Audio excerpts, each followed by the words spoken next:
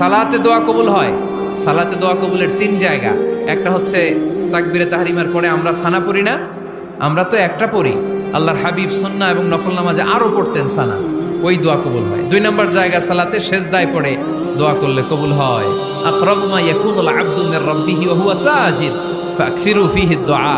বান্দা যখন সেজদায় লুটিয়ে পড়ে, বান্দা আল্লাহর সবচেয়ে কাছে চলে যায়। তা কিন্তু বিশ্বনবী বলে, সেজদাটা তোমার রবের কুদরতি পায়ের উপরে পড়েছে। সেজদায় পড়ে দোয়া করেন। সালাম ফিরানোর আগে বিশ্বনবী দোয়া করতেন, লা ইউসাল্লিমান্না আহাদুকুম হাত্তা ইয়াতাআওয়াযা মিন আরবা'a।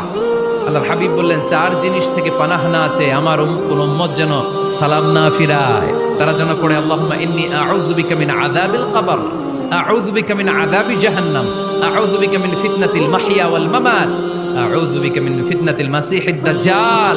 আল্লাহ কবরের আযাব থেকে বাঁচাও, আল্লাহ জাহান্নামের আগুন থেকে বাঁচাও, আল্লাহ জীবন